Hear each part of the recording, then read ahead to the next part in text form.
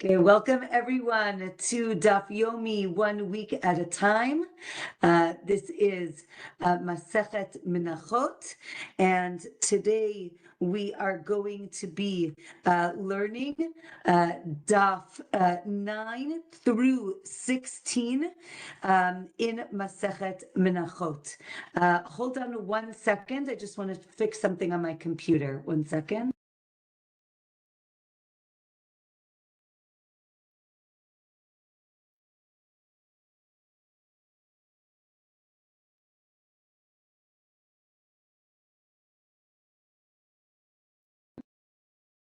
Okay, sorry about that. Okay, so let's start with Daf 9. Just see, can everyone hear me? I just want to make sure. It looks like the internet is not 100%, but can you hear me? Okay. Yes. That means yes? Okay, Yes. great. Okay, so if there's any issue with the internet, like write to me or nod or something so I see, because it looks like it's a little in and out for me. So let me know. Okay, so we are picking up on Daf 9. What is important to understand is those of you who did the last Masechet Menachot, Masechet Zvachim, you will remember that we discussed many of these topics, and therefore it's going to sound quite similar to topics that we learned in the last Masechet. Those of you who did not learn Masechet Zvachim, I will explain all the concepts, but if you did, it's a great introduction to this Masechet, because it's going to be almost exactly parallel to the conversations that we had in the last Masechet. Okay, so the Gemara on Daf 9 speaks about what happens, again, if you remember, the mincha, the grain offering, is mixed with oil, and we add frankincense, livona, onto the sacrifice. So the Gemara tells us on Daf 9 that if you mix the mincha with oil outside of the courtyard, it becomes invalid, because that is not the proper place to do this service. Or another opinion is, no, it is valid. Now, the reason is because maybe only from taking the handful, the kemitza, from that service and on, that needs to be done by a kohen, by a priest. Therefore, before that, it can be done by a non-kohen, a non-priest. Therefore, anything before that can be done outside of the courtyard of the temple, or no, because it is done in a sanctified vessel, in a kli sharet, therefore it has to be done in the courtyard, even though it does not have to be done by a priest, by a kohen. Okay, so then the Gemara continues that if the mincha, the grain offering, is missing some of the flour before you take off the handful, the kemitza, so there's a machloket. Can you bring more flour from your house and just fill it up? One opinion is yes, one opinion is no. And again, the question is, what makes it into the offering, right? Is it the act of taking kemitza that makes it the mincha offering, and therefore before you do that you can add more flour, or no, because again it's already been placed in a sanctified vessel, and therefore it is already the sacrifice and you cannot add more to it from your house. Okay, the same thing with the oil. If the oil of the mitzorah, of the leper, if you remember, to get out of the impure status that the mitzorah, the person with tzarat, with leprosy has. He needs to bring a log of shemen, which is a certain volume of shemen, of oil. And if it's less than that, so then again, it's the same thing. Can he bring it from home to complete it? One opinion is yes. So the opinion is yes, he can bring it from the house. Let's say that, again, if some of again, how does it work? You take the handful, the kemitza, you put it in a separate vessel, and that handful of green or dough, depending on the sacrifice, is going to be burnt. Now, what happens before you burn it? Let's say the leftover green, some of it becomes missing, right? This leftover is called shiraim. If some of the shiraim is missing before you burnt the kemitza, the kometz, so then one opinion is it's still valid and you can burn the sacrifice. Another opinion is that you cannot burn it because the whatever is left over needs to be whole. If the leftover becomes impure, or it gets burnt or lost, it is still valid. The sacrifice is valid, and you can burn the kometz, the handful, on the mizbech, on the altar. Or maybe you can't. Again, it's a machloket. Again, the question is, do the leftovers need to be full and whole so that you can burn the small amount on the altar? So then the Gemara says, well, let's look at regular sacrifices, animal sacrifices. If there is a small amount of meat or fat left over, then you can still put the blood on the mizbech, on the altar. But if it's less than a kazait, you cannot. Okay, and again, but with a mincha, the Gemara says with the grain offering, you can still put the blood on the altar. The Gemara says, wait, what are you talking about? There's no blood in a grain offering. If you remember, a mincha, grain offering, can also be secondary to an animal offering, meaning when you brought the animal offering, you brought what's called nesachim, the libations. Part of them is a mincha, and therefore that mincha, if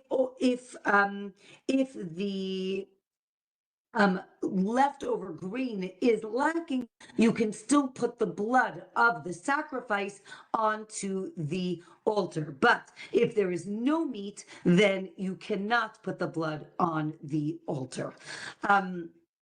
Okay, so let's say, and we actually mentioned this last time, we spoke about the lechem hapanim, the showbread that was placed on the shulchan, on the table that was inside the temple, the Beit HaMikdash. Now, if the bread broke before you took it off, so then you cannot bring the cups, which are called bizichin. You cannot bring those 2 cups of livona, of frankincense. You can't; those need to be burnt on the mizbeach, on the altar.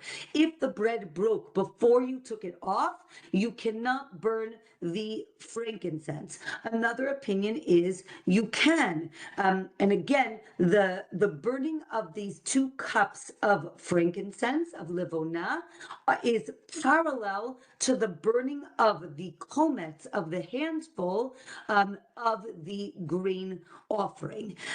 The Gemara says, wait a minute, actually there's a difference because one is a communal sacrifice, and we know that with communal sacrifices, if the nation is impure, so then you are allowed to do the sacrifice in impurity. Therefore, maybe even if it's broken, meaning these showbreads, if one of them is broken or lacking, maybe it would be okay. The Gemara says no. you're right that it would be okay if it is impure, but if it's broken, that is not okay, and you cannot. Burn the frankincense. As we said, right, if the flour is missing, it is invalid. So too with the oil, so too with the livona, with the frankincense. And the leftovers cannot be eaten by the kohanim, by the priests. Now, the Gemara says this is only before taking off the kometz, taking off the handful. And after doing that, maybe you could still eat the leftovers. The Gemara says no, but again, you can refill the flour. And make it valid. And if the leftovers are lacking, meaning some of them went missing, you can still burn the handful, the kometz. But in that case, you cannot eat the shirayim. You cannot eat the leftovers of the grain offering. Okay, now it says that when you do the kemitza, you have to fill your palm. So what are we talking about? So the Gemara looks at other places where we talk about a hand. So actually with the mitzorah, back to the leper, when he has the log shemen of the oil, it's actually poured on the left hand of the priest, because he's going to take it with his right hand and he's going to put it on the right hand, right thumb, right ear, and right toe of the mitzorah, of the person who has leprosy at the end. And here it actually says specifically left. Therefore, anytime it says just hand or palm of hand, it means right, because if it meant left, it was specifically said that it is left hand, on the left hand. Daf 10 tells us that again, the oil is placed on the thumb of the right hand of the mitzorah. And it goes through, right? Whenever the Torah says yad, it means right hand. It means the right hand for kemitza. When it says foot, it means right foot for chalitza. If you remember, the chalitza ceremony was in Yibum, right? If a woman's husband dies and they didn't have children, and he has a brother, she needs to marry the brother, right? It's called Yibum. If the brother does not want to marry her, they have to do the chalitza ceremony where he puts on a sandal and she needs to take it off. That has to go on his right foot because it says regel, it says foot. And when it says ozen, ear, it's talking about the right ear for the Jewish slave that decides that he wants to stay with his Jewish master after 7 years when he's supposed to go free. He gets his ear pierced. That is his right ear. Okay, so now the Gemara says that, again, when it talks about hand, we're talking about the right hand. When it's talking about finger also, it's talking about the right finger. Some say that it would be valid if the Kohen did certain things with his left hand, but in general, he has to do things with his right hand. Okay. Then the Gemara talks about all the things that need to be done with their right hand. Okay, daf 11.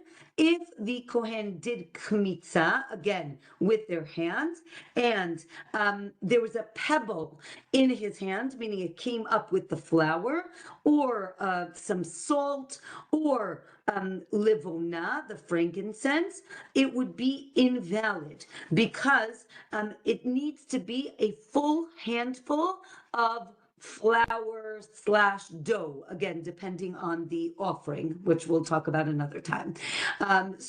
Right, it's even though some of these things are part of the sacrifice, the livona is part of the sacrifice, it still is not part of the kometz, and therefore, if it's there, it becomes invalid. Okay, hold on a second. So how does he do the kemitza? If anybody's interested in knowing the names of the 5 fingers, right, they each have a name in Hebrew. The Gemara on Daf 11 tells us that you have the zeret, which is your pinky, the kemitza, it's actually called a kemitza, your ring finger, and we'll explain why in a minute. The middle finger is called the amma because, well, actually, I'll explain. Well, we'll get to kemitza in a minute. Amma is because the amma is measured from the tip of your middle finger, which is the tallest finger, to your elbow is an amma. And then etzba, because we always talk about the finger. So etzba is like the pointer, and agudal. The Gemara says that when you take the kometz, so the pinky actually, right, you take it with your hand, and then the pinky smooths out what is right on the bottom, meaning the kometz is everything that's in the 3 fingers, which is why the ring finger is called the kemitza, right? Because it's the end of, right? That's the kemitza. So it's 3 fingers of flour with the pinky smoothing it out. Also, the thumb smooths it out. And the Gemara says that it cannot be overflowing. It needs to be a full 3 fingers.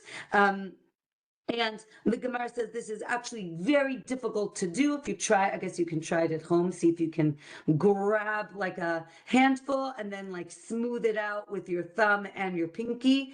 Not easy to do, especially with some of the sacrifices were actually fried already and broken up into pieces. And now think about like having like chunky things in your hands. That would actually be very challenging. The Gemara says that the way to do it is your hand goes down and then it comes up, right? It cannot go down and then straight up. That would not be the proper thing, and also cannot go down this way and come up. And then what happens is the Kohen takes the handful and then he puts it into the kli sharet, into the sanctified vessel. It can't be on the wall. It can't be on the outside. It has to go into the vessel. Okay, next Mishnah tells us that if you put too much oil or too little oil, or again, too much or too little of livona, it is invalid, meaning it is a specific amount that needs to be put. So the Gemara says, obviously, if you put unsanctified oil, obviously that's not okay. But even if you use oil from a different sacrifice, that would not be okay as well. Even if you sanctified more oil, you thought, oh, the more the merrier. The Gemara says, no, you have to do it in the amount that the Torah tells us. If there are only 2 pieces of livona, just so you should know, livona, I think some people think it's like an herb or grass. It's actually like a resin. It's like sap from a tree that hardens, and it's like in like how do you call it? Like cubes, like I don't know how to say it, but it's like hard pieces of like resin basically, or of sap. So and again, so it's like pieces. So If there are only two pieces of livona on the sacrifice, that's valid. But if there's one, that's not okay.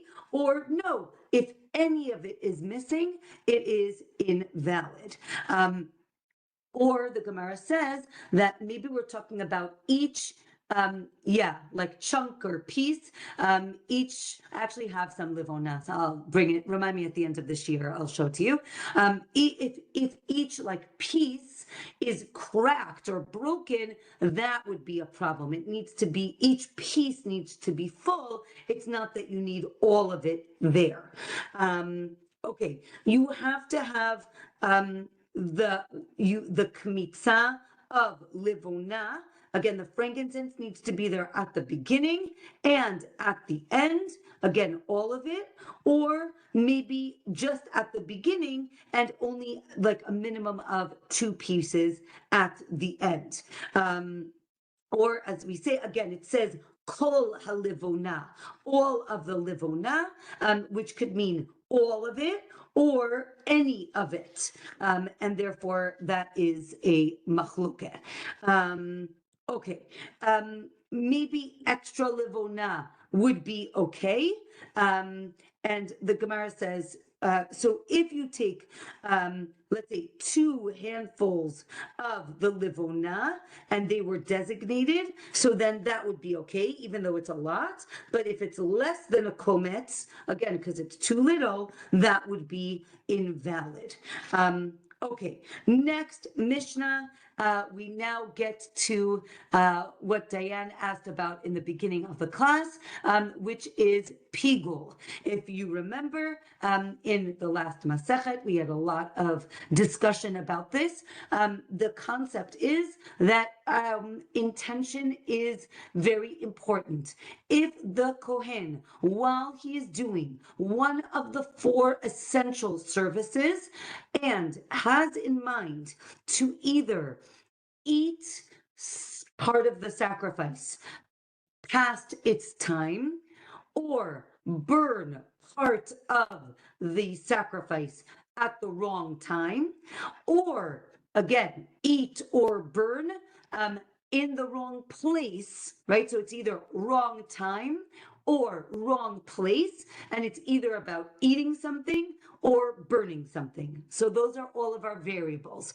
If we're going to talk about wrong time, so then that is what's called pigul, and right, the wrong intention is called pigul, and it not only invalidates the sacrifice, but the Kohen is liable for karet, which is death by God, and it's really bad.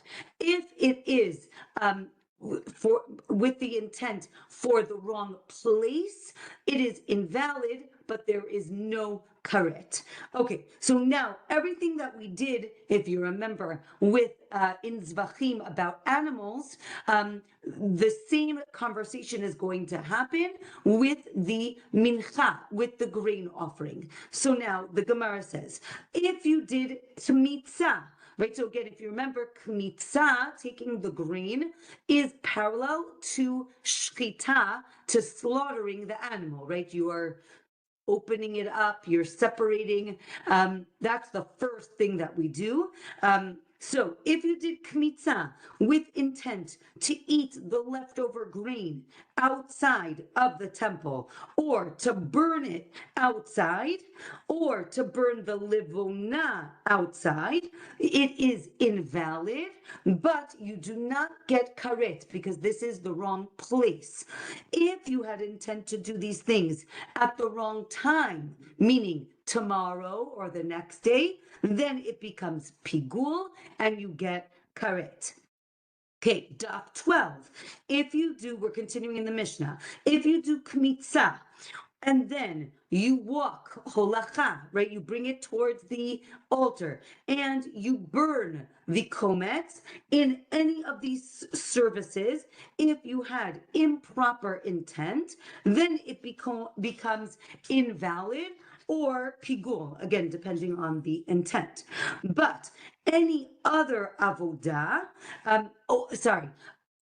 if you did one of the services, right, one avodah with pigul thoughts, the rest of the avodah is to be done properly, and then it becomes pigul. But if you had intent with one service to have it in the wrong place and another service to have it in the wrong time, so then obviously the sacrifice is invalid, but it is not pigul. Okay.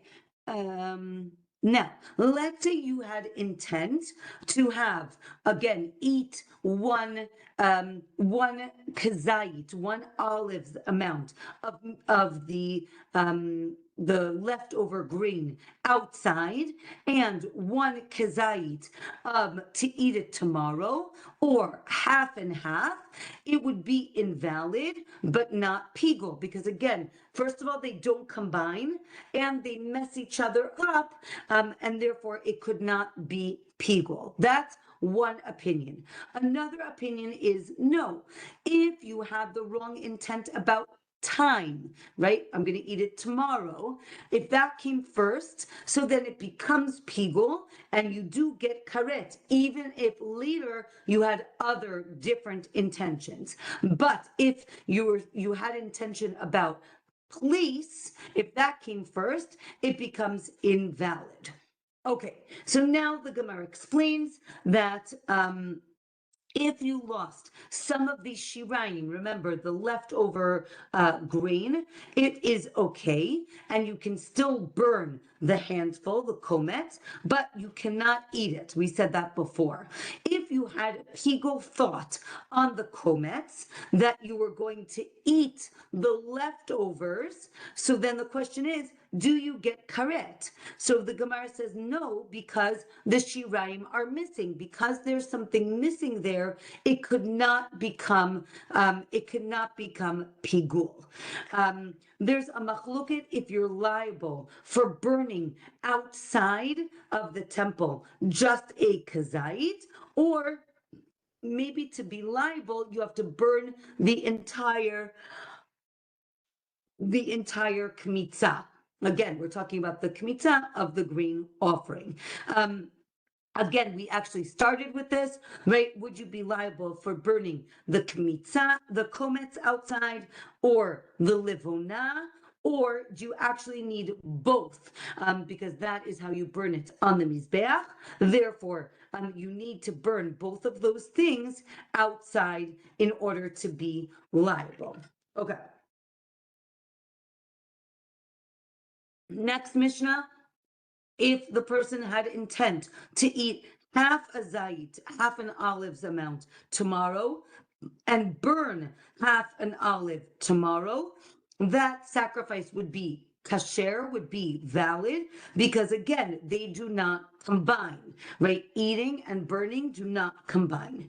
But, says the Gemara, if he had intent to eat, and to eat something that's usually burnt, so then they would combine, because he would be eating both of those things.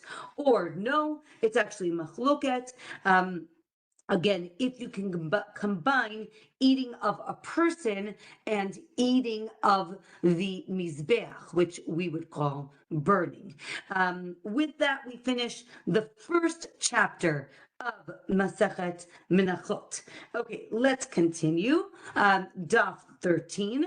We're going to continue with pigul. So it's not getting any easier for now. All right, so if you if you did kemitza with the intent to eat the leftovers or to burn the kemitza tomorrow, everyone agrees it's pigul and you get karet. But if you had intent to burn the livona tomorrow, only the livona, so one opinion is it's invalid but not pigul and no karet, or it is pigul and you do get karet. And here, this is, we're going to discuss what's called a satsi matir. If there's something that, do you need to have the same intent for both parts of the sacrifice. Again, the kemitza, the kometz, is going to be burnt with the livona. Therefore, the intent needs to be with both of them. If it's only about one of them, that is not enough to be pigul. One opinion. Another opinion is it is enough to be pigul, and therefore you would be liable. Again, because the issue is the livona part of the sacrifice intrinsically or not. So now the Gemara explains, you might have thought that you can't make it pigul if you have intent with only half of what's called the matir. Matir means the thing that makes something else mutar, acceptable, right? So when you burn the kometz and the livona, the kohen can eat the leftovers. You need two things to be able to eat the leftovers. Therefore, if you just have intent about one of those two things, again, either the kometz, the handful, or the livona, then maybe that would not be enough to make everything pigul. Or maybe it is. That is the machloket. The same thing is with the bezichin. If you remember, the 2 cups of livona are burnt on the mizbeach. The question is, what if you have intent just about one of them? It's called a chatzi matir. It's a half of what is going to make everything else acceptable. So the same thing, you cannot have intent just about one of them, and it would not mess up everything else, or maybe it would. Again, the Gemara says maybe it's not the same thing. Livona isn't really part of the mincha. It doesn't prevent the mincha from becoming invalid. And therefore, if you have the kometz, and if the kometz isn't burnt, right, you can't eat the leftovers. It's not the same thing with the livona. It doesn't have the same power. The sages say that if they are in the same vessel, in the same kli, then they do become together, right? They become linked, and therefore one of them can invalidate the other and make it pigul. However, if it is not in the same kli, it cannot make it pigul or invalidate it. Okay. And we said that putting the handful into the vessel is an avodah.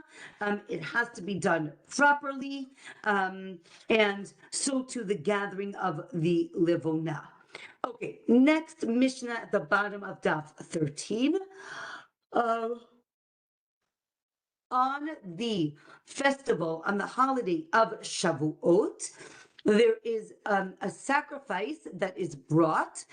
It's called the shtei halechem, which means 2 loaves of bread. These are very unique because they are actually chametz, they're actually bread. All the other menachot that we will be and have been discussing are not chametz, meaning they are not leavened. They don't all look like matzahs, but they are not bread. They are, I guess, like cracker, like maybe lafa, like, but they're not bread. On Shavuot, it's 2 loaves of bread. They are linked to 2 lambs, the shnei kvasim, the 2 lambs. So you have 2 animal offerings and 2 grain offerings. Okay, so now the Gemara says that on Shavuot, when you have the 2 lambs, if you slaughter the animals with intent to eat the loaves tomorrow, or again, another similar thing, to burn the bezichin, again, the frankincense on the showbread, right? If you have intent to burn those, the cups of frankincense, if you burn the frankincense and have in mind that you're going to eat the showbread, the lechem hapanim tomorrow, so then the one that you thought about, one second. We have 2 loaves of bread on Shavuot. We have 12 loaves of, it's not bread, but we'll call it bread anyway. 2 loaves of bread on the 12 loaves of bread on the shulchan. Generally, the way they were stacked was 6 and 6. So if you had intent about 1 loaf or 6 out of the 12 loaves of the showbread of the lechem hapanim, so the one that you thought about is pigul, or no, all of it becomes pigul and invalid. So now the Gemara explains, right? If you think about eating, let's say, the right leg of an animal tomorrow, the left leg isn't pigul. But because if the animal is cut up, right, each limb is separate and therefore is not connected to the other. So the Gemara says that there's actually no karet till you think about both the loaves on Shavuot, and then they become pigul. But if you don't think about both of them, then it doesn't work, or only invalidates the one you thought about. Daf 14, Rebbe says that if you slaughter the lamb, again, remember there are 2 lambs on Shavuot. If you slaughter 1 lamb with intent to eat half a kazait of 1 loaf tomorrow, and then the other lamb, you slaughter it to eat another half a kazait of another loaf tomorrow, so then everything is fine, meaning it does not become invalid because half and half do not combine. But if you thought about a kazait, meaning if each one was big enough, then it would combine.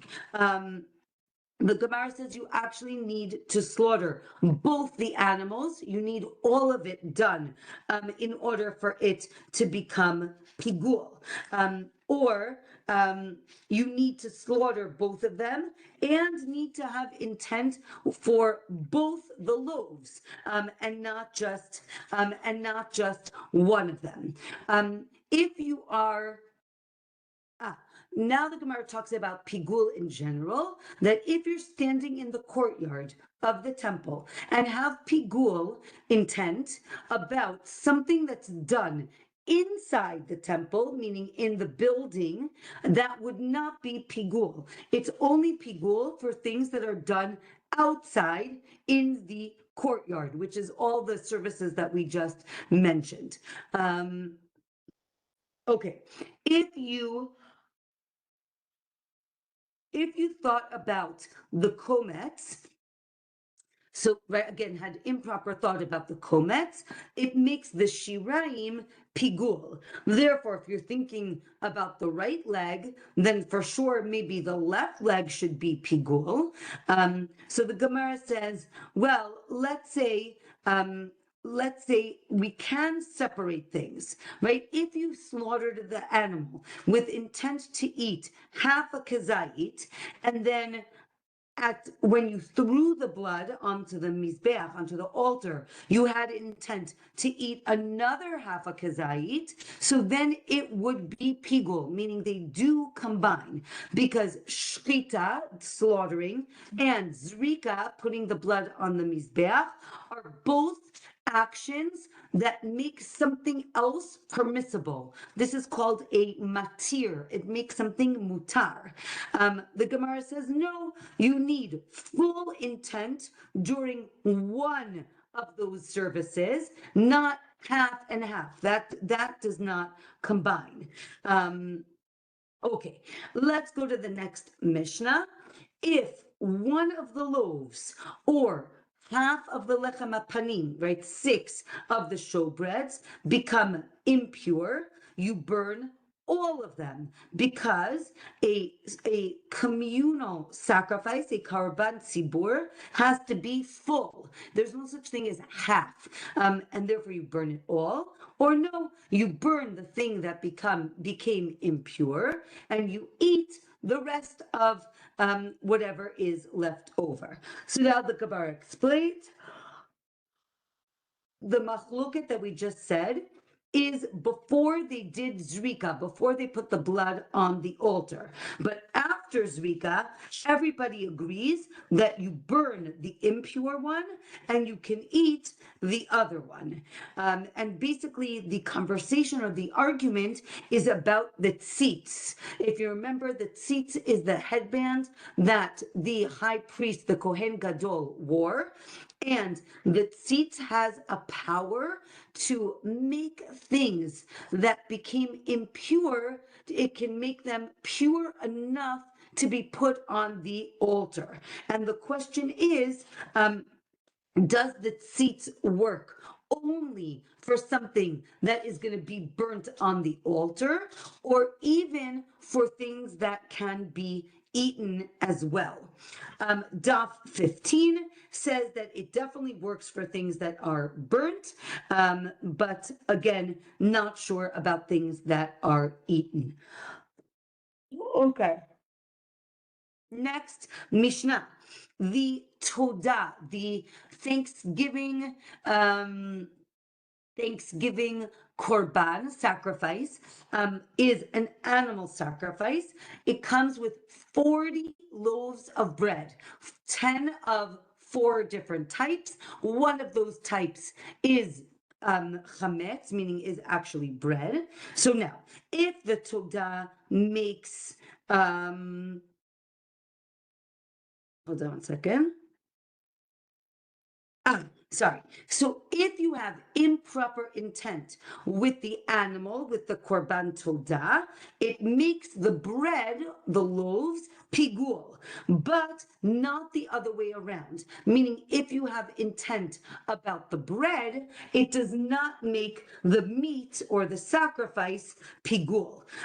If you had intent to eat the sacrifice tomorrow, it and the bread become pigul. If you have intent to eat the bread tomorrow, the bread is pigul, but not the animal. The same thing with shtei halechem and the 2 lambs, meaning they're combined. The animals will make the bread or the grain offering pigul, but not vice versa. So the Gemara explains, right, this is because the loaves of bread are called todah. They're part of the sacrifice, but the todah, the animal, is not called lechem. It's just, that's not how it works. Or the other reason is that the bread is brought because of the animal sacrifice, and therefore it only goes one way.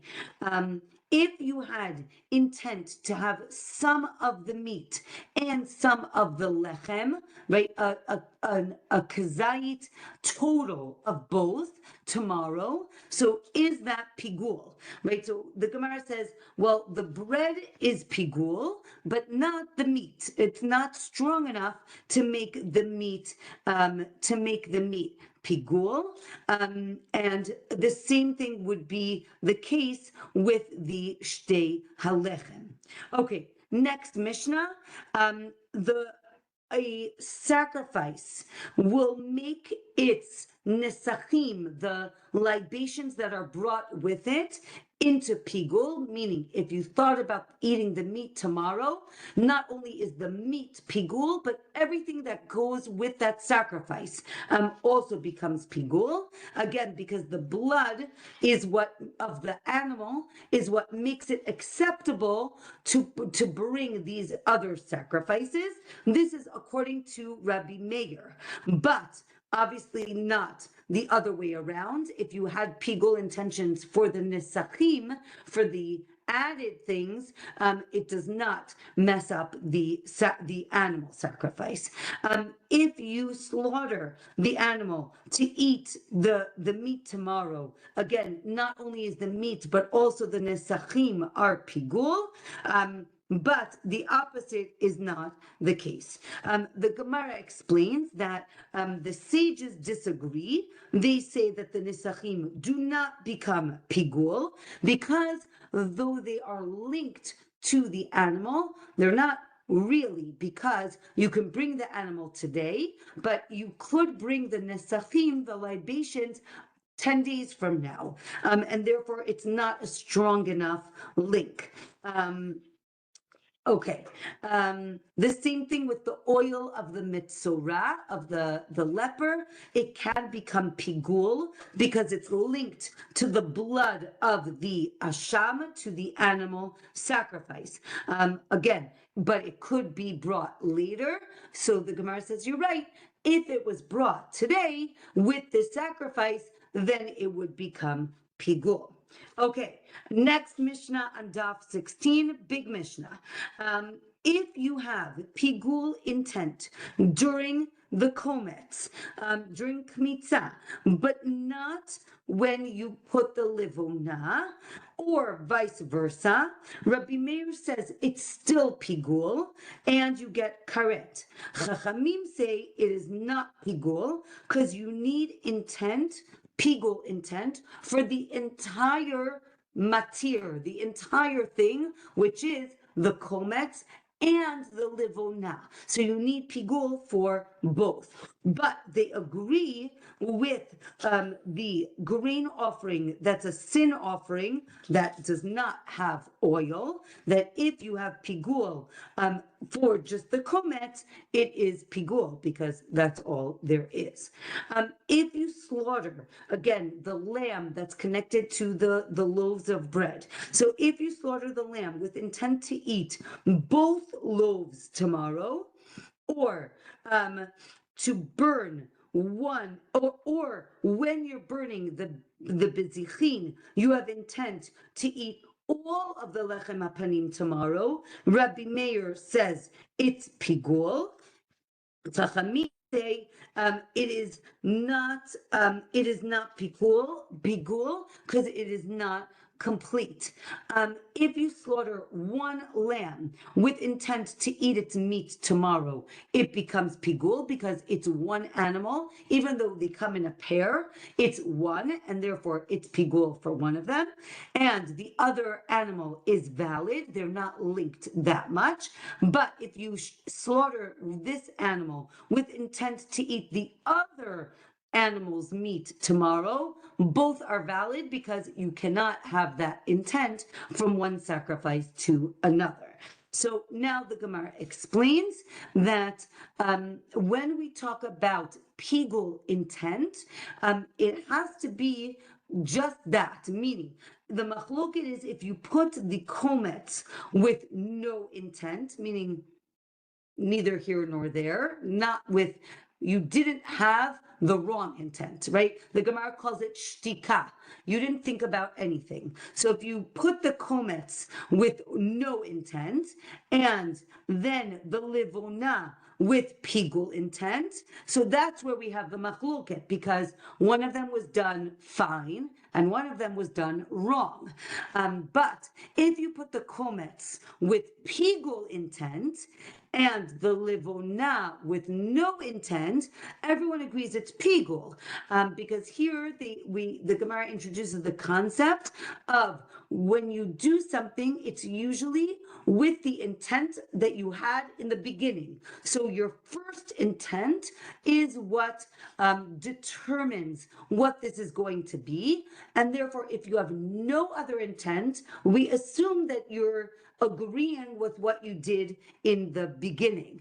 And then the Gemara discusses all of these permutations, right? So if you put the livona right down with no intent, and then you did the kemitza with the wrong intent, or it was burnt by two different people, maybe that is the case that we are discussing. Then the Gemara starts talking about the blood application on the outer mizbeach.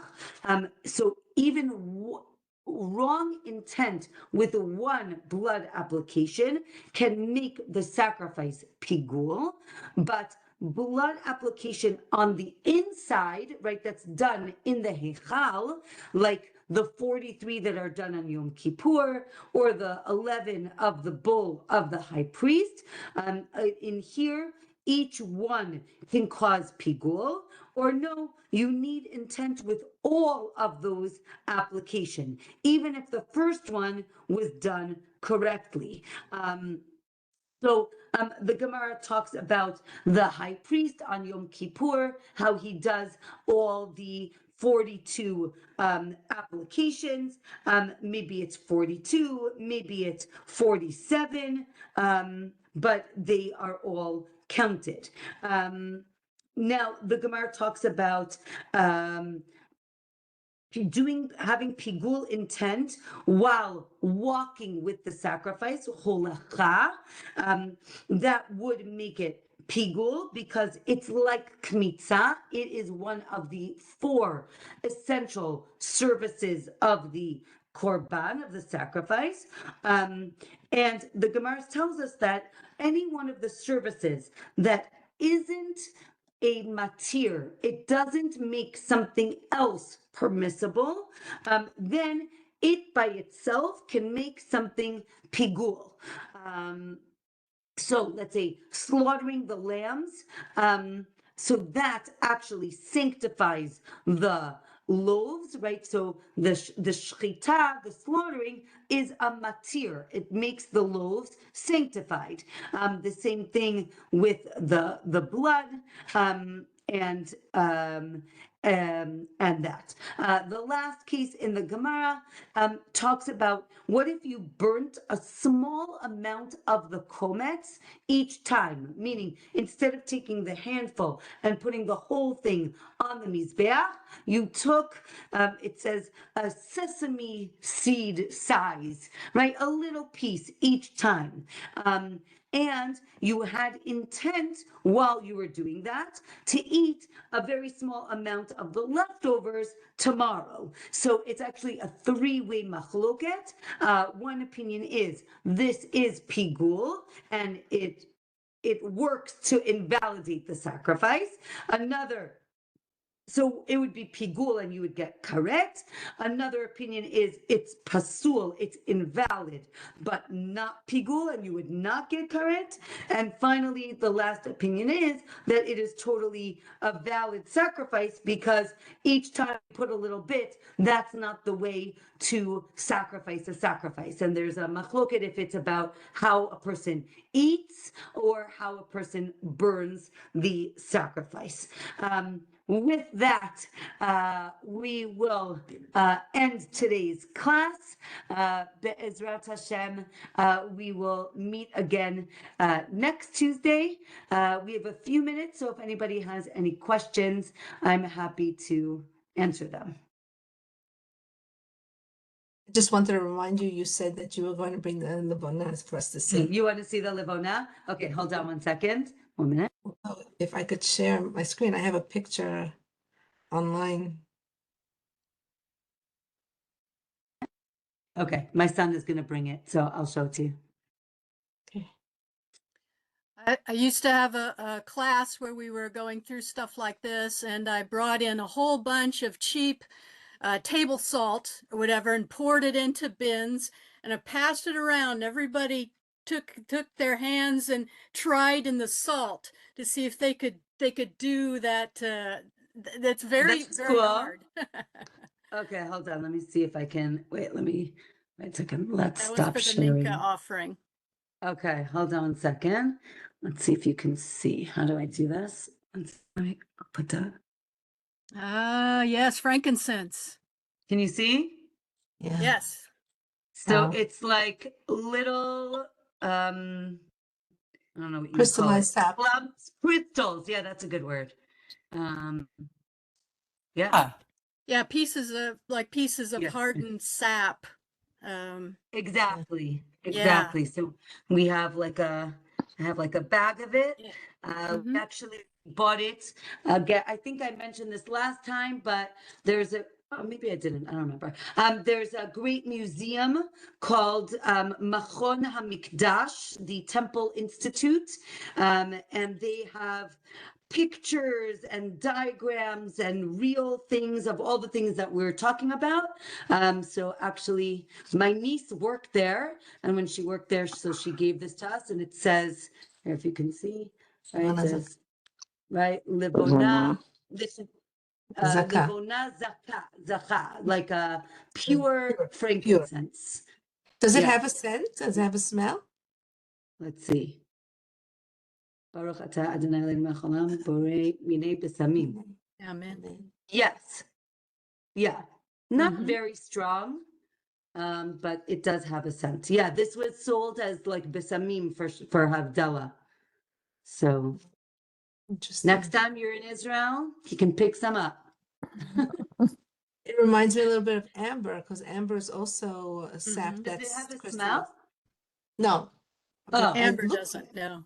no, Yeah, but it so it's looks the like. same idea, meaning it's like a hardened sap from a tree. I don't know Yes. what tree. Is there a frankincense? I don't know. We need a Lisa. You can all do some. Oh, but Ilanit, you asked me about mincha last week. Okay, so we discussed it at our Shabbos table. There's a lot of discussion.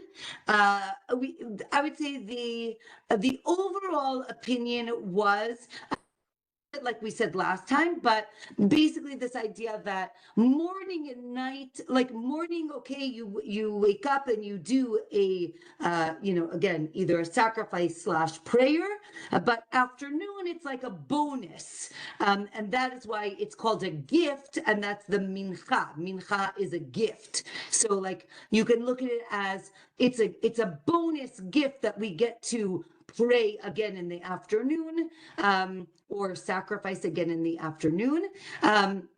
I did hear something that it's connected to nacha, meaning it's at the time when the sun goes down.